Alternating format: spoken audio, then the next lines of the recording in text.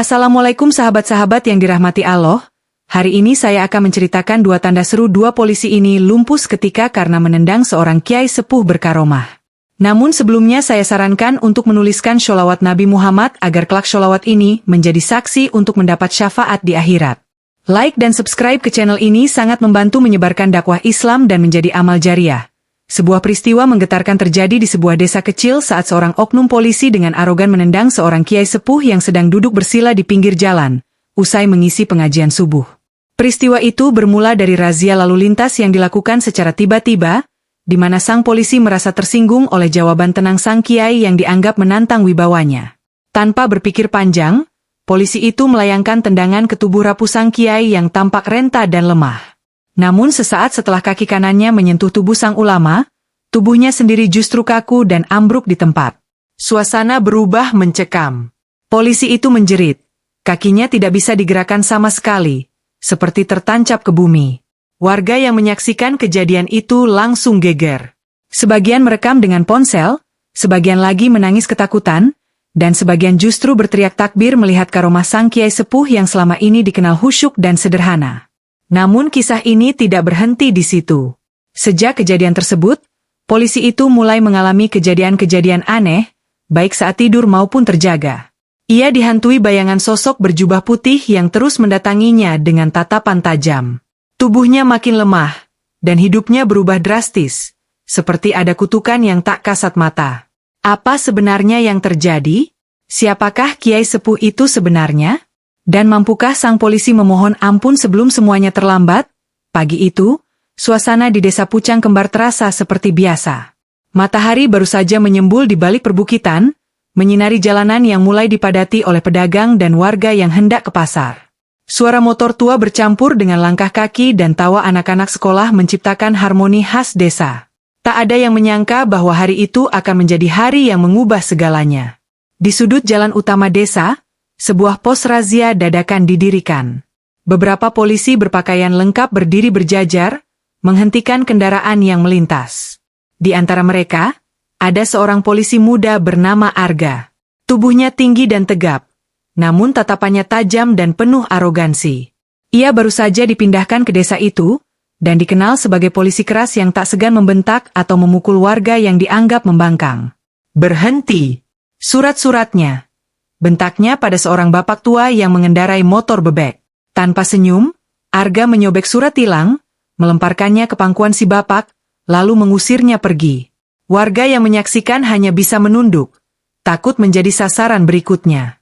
Tak jauh dari sana, seorang kiai sepuh melangkah pelan di pinggir jalan. Tubuhnya membungkuk, sorbannya lusuh, dan tongkat kayu menemaninya berjalan. Namanya dikenal sebagai Kiai Rohim, seorang ulama karismatik yang jarang bicara, namun selalu hadir di masjid saat subuh menyapa. Pagi itu, beliau baru saja selesai mengisi pengajian dan hendak pulang. Ketika Kiai Rohim melewati pos razia, langkahnya tertahan karena ada kerumunan warga. Beliau mencoba lewat di sisi jalan. Namun Arga yang masih dikuasai emosi melihat keberadaan sang kiai dengan tatapan sinis. "Hei, mau kemana, Pak Tua?" teriak Arga sambil melangkah menghampiri. Kiai Rohim hanya menoleh perlahan, tanpa bicara. "Jangan sok diam. Saya tanya, mana surat kendaraan, atau KTP sekalian?" Suara Arga meninggi. Beberapa warga yang mengenal siapa Kiai Rohim langsung membisikkan pada Arga bahwa beliau bukan orang biasa. Namun Arga menepis semua peringatan itu. "Ah, jangan-jangan kalian juga komplotannya. Mau bohongin saya, ya?" teriaknya makin menjadi. Tanpa memberi kesempatan, Arga mengangkat kakinya dan menendang tubuh sang kiai tepat di bagian pinggang. Sebuah hentakan keras terdengar.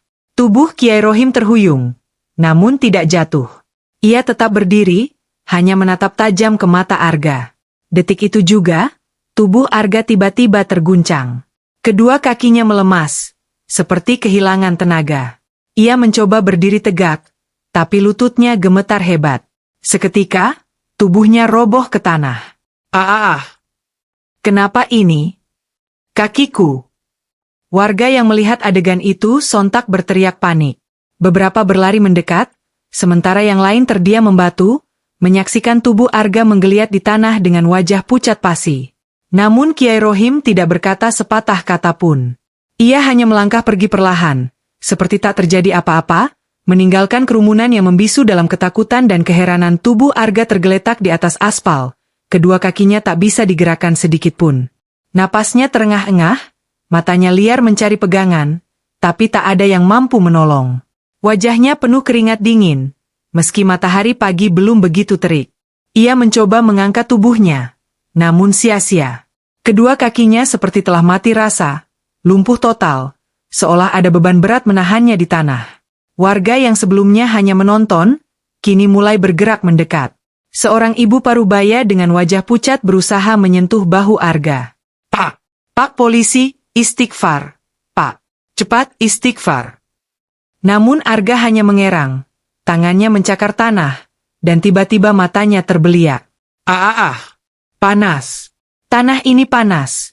teriaknya, membuat beberapa orang mundur ketakutan. Polisi lain yang melihat kejadian itu langsung berusaha membantu. Dua orang rekan Arga mencoba mengangkat tubuhnya. Namun seketika keduanya terlempar mundur dengan wajah panik. "Astagfirullah, dia kayak kesetrum," ucap salah satu polisi dengan suara gemetar. Di kejauhan, Kiai Rohim yang sudah melangkah jauh tidak menoleh sedikit pun. Ia tetap berjalan lurus. Langkahnya tenang meski kejadian aneh terjadi tepat di belakangnya. Dari arah pasar, datang seorang pemuda yang dikenal warga sebagai anak santri pondok pesantren. Ia baru saja melihat video yang direkam warga lalu menyaksikan langsung kerumunan aneh itu. "Siapa yang dia tendang?" tanya pemuda itu. "Sike, Kiai Rohim," jawab seorang bapak tua dengan suara gemetar. Si pemuda langsung terduduk di tanah, mulutnya bergetar. Innalillahi, dia menendang Kiai Rohim, dia benar-benar menendang Kiai sepuh itu. Semua orang tahu, Kiai Rohim bukan sembarang orang. Meski hidupnya sangat sederhana dan tak pernah menunjukkan apapun yang luar biasa, banyak cerita beredar tentang karomah beliau. Beberapa warga pernah melihat beliau tetap berada di masjid padahal jasadnya baru saja dimakamkan di tempat lain. Ada juga kisah bahwa suara adzannya terdengar di 3 masjid sekaligus dalam waktu yang sama. Namun semua kisah itu selama ini hanya dianggap cerita dari mulut ke mulut. Sampai hari ini. Sampai tubuh Arga tumbang setelah 1 tendangan. Di tengah kepanikan, seseorang memanggil ambulans.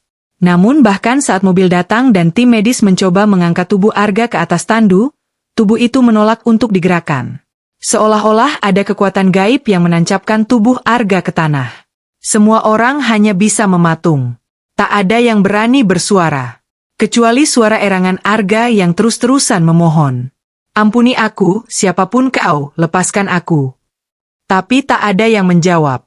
Dan bayangan sorban putih Kiai Rohim telah lenyap di tikungan jalan. Malam pertama setelah kejadian itu adalah malam yang panjang bagi Arga. Tubuhnya telah dipindahkan ke rumah sakit kabupaten. Namun kondisi kakinya tetap sama. Lumpuh. Tak bisa digerakkan sedikit pun. Dokter tak menemukan luka dalam atau patah tulang.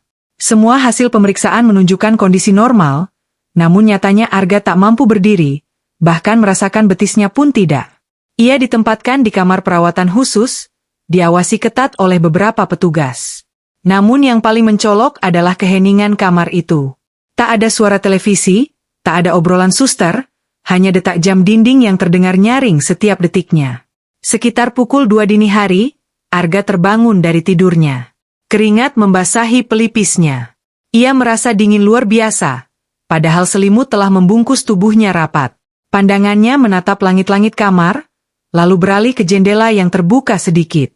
Angin malam berhembus pelan, membawa aroma aneh yang asing di hidungnya. Tiba-tiba, terdengar langkah kaki. Pelan. Bergetar seperti tongkat yang menyentuh lantai. Langkah itu mendekat. Mendekat perlahan dari arah lorong luar kamar. Arga mencoba bersuara, memanggil perawat, tapi tenggorokannya kering. Tak ada suara yang keluar. Kemudian, bayangan putih muncul di balik pintu kaca. Sosok berjubah dengan sorban yang dikenalnya sangat jelas. Meski wajahnya tertutup cahaya remang, Arga tahu itu adalah Kiai Rohim. Sosok itu berdiri diam di ambang pintu. Tidak bergerak. Hanya menatap tajam ke dalam ruangan, ke arah Arga yang kini mulai menggigil hebat. Tangan Arga meraih tombol panggil suster, menekannya berkali-kali, tapi tak ada yang datang. Maafkan aku tidak tahu siapa engkau. Bisiknya sambil meneteskan air mata. Namun bayangan itu tetap tak bergerak. Hingga detik berikutnya, suara berat terdengar, entah dari mana asalnya, seolah bergema langsung dari dalam dada Arga. Kau telah menendang bukan hanya seorang alim, tapi seorang yang dijaga. Arga berteriak, namun tak ada suara keluar. Tubuhnya kaku, matanya memerah, napasnya memburu. Ia mencoba memejamkan mata, berharap semua ini hanya mimpi buruk. Namun saat ia membuka mata lagi, bayangan itu sudah berada tepat di samping tempat tidurnya. Menunduk, menatap wajahnya. Satu kalimat kembali terdengar. Belum cukup, ini baru permulaan. Dan tiba-tiba seluruh lampu kamar padam. Arga menjerit sekuat tenaga. Tapi seluruh lorong rumah sakit tetap hening. Seperti tak ada yang mendengar jeritannya pagi yang dingin menyelimuti desa Pucang Kembar. Kabut masih menggantung rendah di antara pohon-pohon bambu dan atap rumah warga. Namun desa itu tidak lagi terasa sama. Sejak kejadian Arga yang mendadak lumpuh, suasana desa seperti diselimuti aura tegang yang tak kasat mata. Kiai Rohim tak lagi terlihat di masjid atau pasar. Rumahnya, sebuah bangunan kayu sederhana yang terletak di pinggir sawah, tampak tertutup rapat. Beberapa warga yang mencoba datang untuk mengabarkan kondisi Arga justru tidak berani mengetuk pintu. Mereka hanya meninggalkan buah tangan di beranda, lalu segera pergi tanpa berkata sepatah kata. Di warung kopi milik Mbah Ramin, para lelaki tua berkumpul pagi itu. Mereka membicarakan hal yang sama. Arga, benar-benar dihukum langsung sama Allah lewat tangan Kiai Sepuh itu, bisik salah satu dari mereka. Aku dengar semalam dia menjerit-jerit di rumah sakit. Sampai perawat-perawat lari keluar ruangan. Ada yang lihat bayangan putih berdiri di balik kaca. Percakapan mereka terhenti ketika suara langkah kaki terdengar dari arah jalan desa. Seorang wanita dengan pakaian dinas polisi berjalan tergesa, matanya sembab dan wajahnya tegang. Dialah Lestari, adik kandung Arga. Lestari meminta izin pada pimpinan untuk pulang ke desa setelah mendengar kabar kakaknya lumpuh mendadak. Ia masih tak percaya. Arga adalah kakaknya yang keras kepala dan tak pernah percaya pada hal mistis. Tapi apa yang ia lihat dengan matanya sendiri di rumah sakit semalam mengguncang keyakinannya. Langkah Lestari berhenti di depan rumah Kiai Rohim. Ia menatap pintu yang tertutup itu, lalu menghela napas. Dengan suara gemetar, ia mengetuk pintu pelan. Tok, tok. Tidak ada jawaban. Ia mengetuk lagi, lebih keras. Tok, tok, tok. Masih sunyi. Namun tiba-tiba pintu itu terbuka sendiri. Perlahan. Tanpa suara. Lestari menatap ke dalam. Tidak ada siapa-siapa. Hanya ada tikar tua, rak buku yang penuh kitab kuning, dan aroma dupa yang menyelimuti ruangan. Dengan langkah perlahan, Lestari masuk. Ia memanggil pelan. Kiai, saya Lestari. Adik dari Arga, saya mohon maaf atas perlakuannya. Tak ada jawaban. Hanya desir angin yang masuk melalui jendela. Namun tepat saat Lestari hendak berbalik, matanya terpaku pada satu benda yang tergantung di dinding. Sebuah foto tua. Foto hitam putih yang menunjukkan sosok Kiai Rohim duduk di tengah barisan ulama besar, dikelilingi santri-santri, dan yang membuat Lestari gemetar. Di bagian bawah foto, tertulis tahun 1964. Padahal, Kiai Rohim yang ia lihat kemarin masih tampak bugar, berjalan seperti pria berusia 60-an. Lestari mundur perlahan, napasnya memburu, tubuhnya bergetar. Ia baru sadar. Kiai Rohim, bukan manusia biasa. Sore itu langit mendung menggantung di atas desa Pucang Kembar.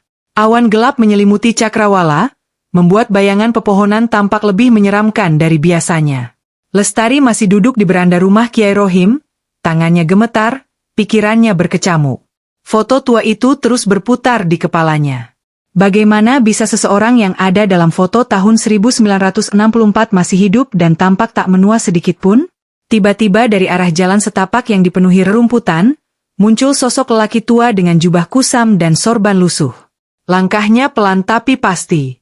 Tubuhnya kurus namun tegak, sorot matanya tajam menembus. Lestari berdiri. Lelaki itu menghentikan langkahnya tepat di depan pagar bambu. Sampean anaknya Mbah Salim, ya? Tanya lelaki itu pelan. Lestari mengangguk, bingung. Saya Mbah Warno. Dulu pernah jadi santri Kiai Rohim, tahun 50-an. Lestari terbelalak. Tahun 50-an? Tapi, beliau masih hidup? Masih kuat? Mbah Warno mengangguk. Iya, beliau masih hidup. Tapi bukan seperti kita. Kiai Rohim sudah meninggalkan dunia sejak lama. Tapi karomahnya tetap ada. Beliau tidak mati seperti manusia biasa. Beliau hanya menepi. Kadang muncul, kadang menghilang. Lestari menelan ludah, dadanya sesak. Kalau seseorang menyakiti beliau, apalagi dengan niat sombong, maka bukan tubuhnya yang akan membalas, tapi penjaga yang tak terlihat. Lelaki tua itu melanjutkan, dulu juga pernah ada orang yang coba merobohkan masjid lama tempat beliau mengajar. Orang itu ditemukan keras membatu di depan pintu masjid. Dokter bilang kena stroke mendadak. Tapi warga tahu, itu karena kelancangannya. Lestari mulai menangis pelan. Saya mohon kalau ada cara untuk menolong kakak saya. Mbah Warno menatap dalam ke mata Lestari. Ada satu cara, tapi tidak mudah. Harus datang langsung ke tempat beliau terakhir kali menyepi. Di pinggir hutan Petak Dur. Tempat itu tak bisa didatangi sembarang orang. Harus dengan hati yang bersih, dan niat sungguh-sungguh meminta ampun. Lestari menunduk. Saya akan melakukannya. Demi kakak saya. Tolong tunjukkan jalannya. Mbah Warno menatap langit yang mulai gelap. Besok subuh, kita berangkat. Tapi ingat selama perjalanan, jangan pernah bicara. Jangan menoleh ke belakang. Dan apapun yang kamu dengar, jangan dihiraukan. Lestari mengangguk, meski wajahnya pucat pasi. Sementara itu di rumah sakit, Arga masih menggeliat dalam ketakutan. Matanya merah. Suaranya serak. Setiap kali malam datang, ia mengigau menyebut nama Kiai Rohim sambil memohon ampun. Namun satu malam sebelum keberangkatan Lestari, perawat yang menjaga Arga melihat sesuatu. Sosok berjubah putih berdiri di pojok kamar. Tak bergerak. Wajahnya tidak terlihat.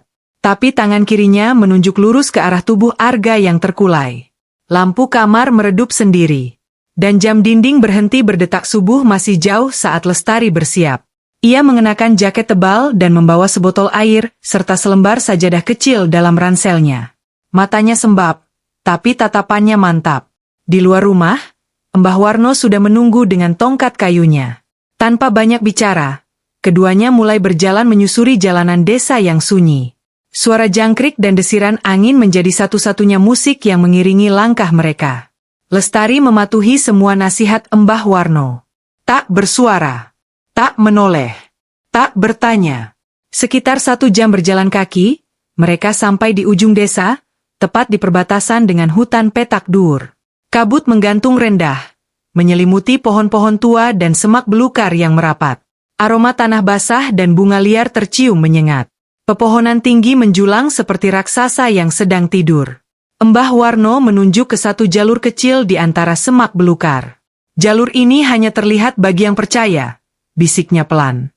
Mereka menyusuri jalan itu. Sepanjang perjalanan, suara-suara aneh terdengar samar. Seperti bisikan. Seperti anak kecil tertawa. Seperti teriakan jauh di balik pohon. Tapi Lestari menutup telinga, menggenggam tasnya kuat-kuat, dan terus melangkah. Tiba-tiba langkah Mbah Warno berhenti. Di depan mereka berdiri sebuah gerbang kayu tua. Setengah rubuh, ditumbuhi sulur dan lumut. Tapi yang membuat Lestari menahan napas adalah ukiran di atasnya. Tempat di mana yang tersesat tak akan kembali. Mbah Warno menunduk hormat di depan gerbang itu. Disinilah Kiai Rohim menghilang, katanya pelan. Mereka masuk. Di dalam, ada sebuah halaman kecil. Di tengahnya, berdiri bangunan semacam surau tua. Atapnya sudah rusak, tapi terasa ada hawa yang sangat berbeda dari tempat lain. Udara menjadi lebih berat. Waktu seolah berhenti.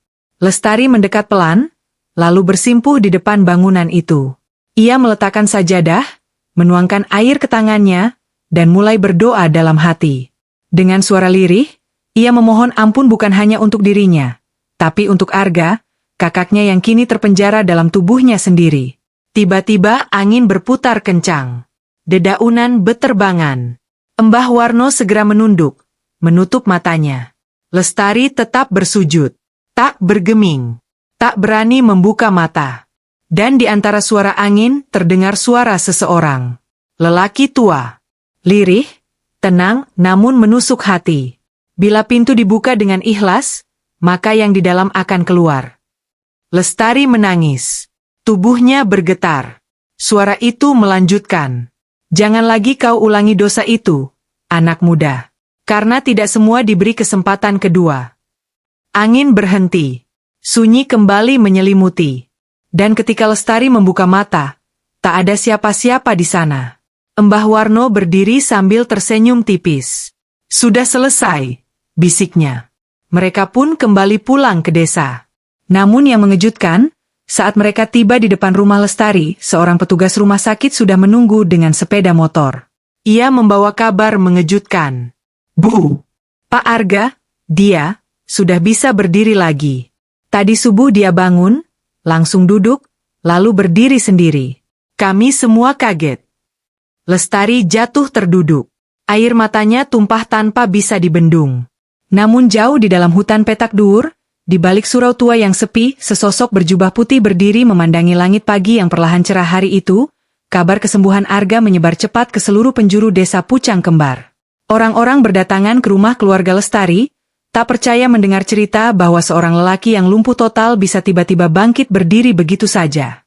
Di dalam rumah, Arga duduk di kursi rotan, mengenakan sarung dan baju koko putih.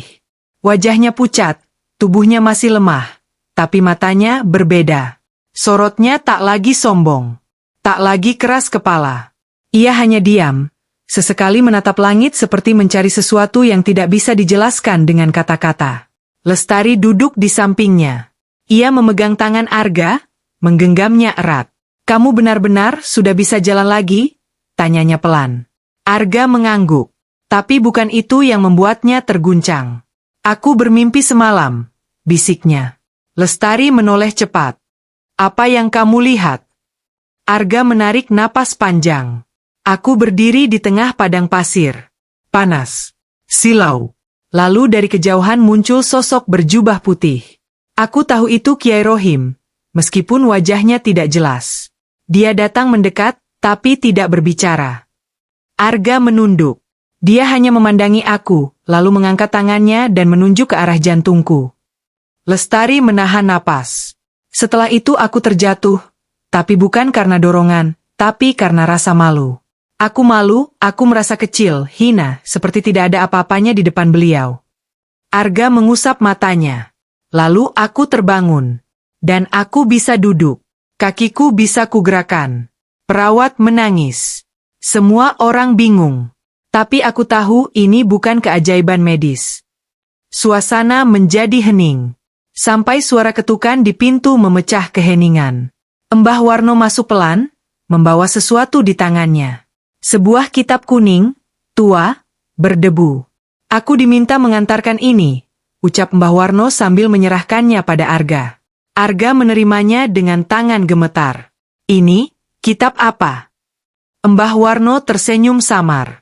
"Itu kitab yang dulu dibaca Kiai Rohim di malam terakhir sebelum beliau hilang dari dunia ramai. Dalamnya ada pelajaran tentang sabar, tentang adab, tentang bagaimana seorang manusia harus menundukkan egonya." Arga membuka halaman pertama. Tulisan tangan halus memenuhi lembaran. Dan di ujungnya ada tulisan kecil. "Jangan pernah sakiti orang yang dekat dengan Allah. Karena balasannya tidak datang lewat tangan manusia."